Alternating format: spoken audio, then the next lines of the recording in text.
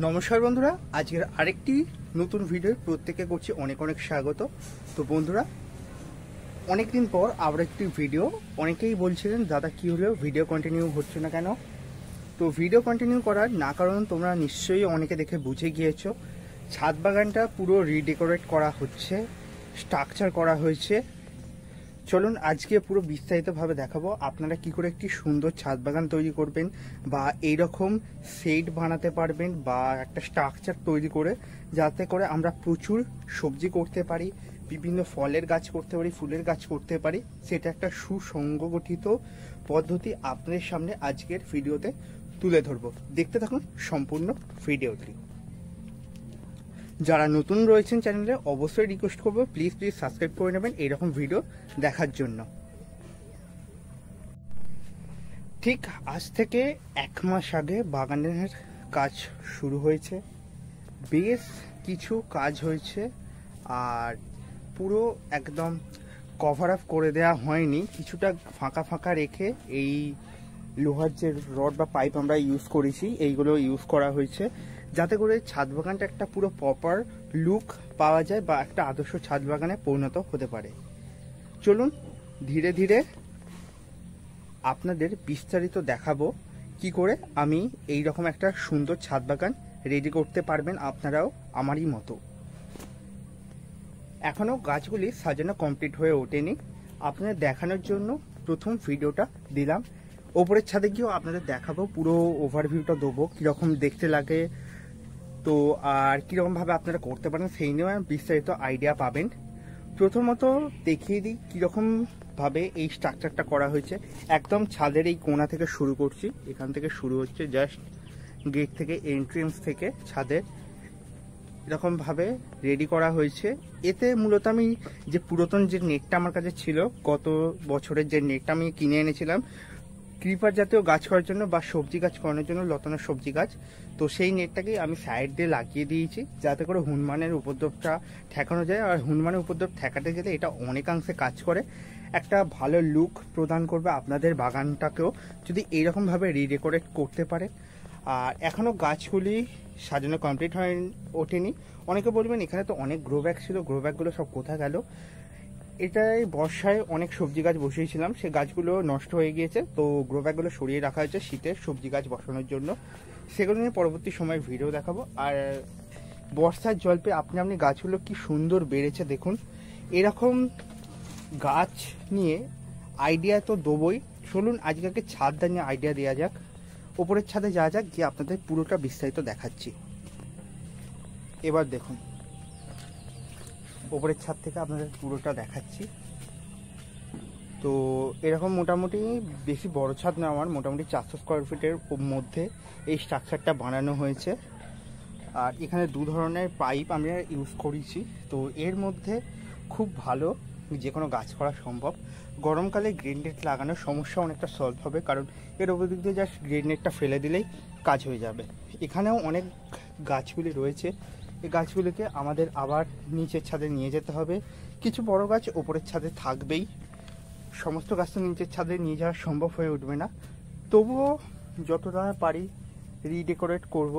আরও নতুন গাছ আসবে, আরও এবার ওপরের ছাদ থেকে আপনাদের ওভারভিউটা দিচ্ছি। দেখুন জাস্ট 2-3 দিন হলো কমপ্লিট হয়েছে, এখনও সমস্ত গাছ সাজিয়ে ওঠা হয়ে ওঠেনি, যেটা প্রথমত তোমাদের বললাম। ধীরে ধীরে সাজানো হবে, আর এটা করতে আমার 2 দিন টাইম লেগেছে। ছাদে এই ভারী পাইপ বা রডগুলো তোলা, তারপর সেগুলোকে ঝালাই করে একটা ফ্রেমের আকার দেয়া, তো এটা 2 দিন অ্যাপ্রক্স টাইম লেগেছে, খরচাও পড়ে অনেকটাই। তো আপনারা চাইলে সরু লোহার রড দিয়েও করতে পারেন। মূলত আমি এর ওপর দিক দিয়ে গ্রিন নেট চাপিয়ে দেবো, কারণ গরমকালে এখানে প্রচণ্ড গরম পড়ে, একদম টানা রৌদ্রের মধ্যে থাকে, যেহেতু খোলা জায়গার মধ্যে আমাদের বাড়িটা। তো গরমকালে আপনাদের গ্রিন নেট লাগানোর সমস্যা হবে না যদি এইরকম একটা সেট নেটের ব্যবস্থা করতে পারেন। এর উপর দিক দিয়ে জাস্ট নেট দিয়ে দেবেন। তো এখনও উপরে প্রচুর গাছ রয়েছে, গাছগুলো এখনও নিচে নামানো হয়ে ওঠেনি, সমস্ত গাছ নিচে নামবে না, কিছু গাছ নিচে যাবে, আবার উপরের ছাদেও কিছু গাছ থেকে যাবে, কারণ এই ছাদটাকে আমাদের ইউটিলাইজ করতে হবে। আর মূলত এই শেডের ব্যবস্থাটা করার মূল কারণ হচ্ছে, স্ট্রাকচারটা দেওয়ার মূল কারণ হচ্ছে আমরা যাতে একটা সুসংগঠিত বাগান রেডি করতে পারি এবং একটা প্রপার লুক বাগানে যাতে প্রদান করতে পারি। তো এই নিয়ে বিস্তারিত জানতে গেলে ভিডিওটা আপনার সম্পূর্ণ দেখতে হবে। যারা নতুন রয়েছেন আবারও বলছি, প্লিজ সাবস্ক্রাইব করবেন এবং ভিডিওটিকে শেয়ার করুন যাতে প্রত্যেকে উপকৃত হয়। আর দেখতেই পাচ্ছেন স্ট্রাকচারটা মোটামুটি এখানে 4টা থেকে 5টা লম্বা লম্বা পাইপ পড়েছে, তারপর সাইড দিয়ে এরকম নেট দেওয়া হয়েছে। এতে করে ছাদ বাগানটা আপনাদের করা অনেকটা সুবিধা হবে এবং যে স্ট্রাকচারটা বানাবেন সেটাও অনেকটা মজবুত হবে। আমি মূলত আপনারা জানেন ফল ফুল সবজি পাতাবাহার সমস্ত ধরনেরই গাছ করে থাকি, মোটামুটি অর্কিড সাকুলেন্ট বাদ দিয়ে, কিন্তু সেগুলোও করা শুরু করবো কারণ এই শেড নেটের ব্যবস্থা এত তাড়াতাড়ি সুন্দর করে আমি করার চেষ্টা করছি যাতে আমি গ্রিন নেট লাগিয়ে দিয়ে পরবর্তীকালে গাছ করতে অনেকটা হেল্পফুল হয়। আর আপনারা যখন এরকম স্ট্রাকচার বানাবেন তখন বুঝে মেপে বানিয়ে নেবেন যাতে আপনাদের বাগানের গাছগুলির জন্য যেন কোনো প্রপার স্পেসের অভাব না পড়ে, বা কোন গাছটা কোথায় রাখবেন বা কোনটার জন্য স্ট্রাকচার দরকার কি না দরকার সেটা ভেবে নেবেন।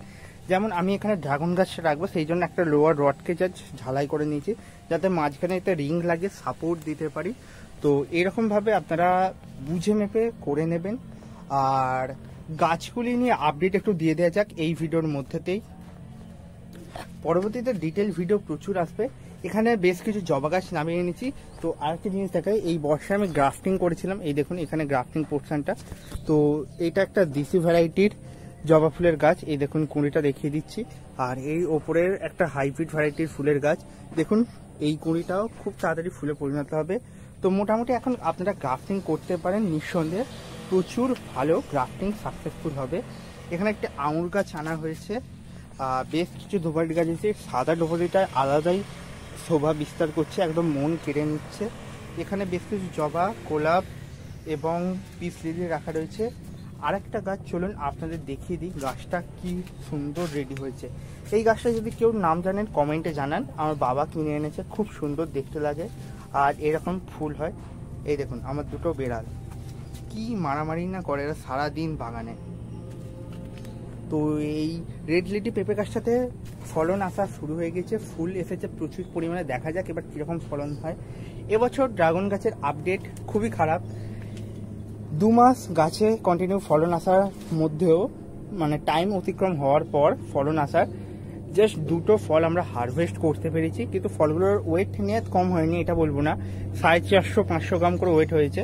তো এখন 2টো ফুল এসেছে, আর গত 1 সপ্তাহ আগে 2টো ফুল এসেছিল, তার মধ্যে 2টো দাঁড়িয়েছিল, 2টোই হলুদ হয়ে এরকমভাবে ঝরে পড়ছে। বুঝতে পারছেন এটা কি অতিবৃষ্টির কারণে হচ্ছে বা খাবার কম দেওয়ার কারণে গাছে হচ্ছে কি, কেউ জানলে অবশ্যই সাজেস্ট করো। আর গাছগুলো একদমই কোনো যত্ন করা হয়নি, এমনিই পড়ে থেকে হয়েছে যা ফলনটা, সারটারও কিছু দেওয়া হয়নি। তো এখানে আরেকটা নতুন ড্রাগন গাছ করা হয়েছে। তো এখানে ঢ্যাঁড়সের গাছগুলো রয়েছে, ঢ্যাঁড়সের গাছগুলো এখন ফলন দিয়ে যাচ্ছে বলে সরানো হয়নি, দেখা যাক কতদিন ফলন দেয়। 10 ইঞ্চি 12 ইঞ্চি গ্রো ব্যাগের মধ্যে লাগানো হয়েছে 2টো করে ঢ্যাঁড়সের গাছ। এখন যতদিন ফলন দেবে গাছগুলো ততদিন থাকবে, তারপর কেটে কেটে সরিয়ে দেওয়া হবে।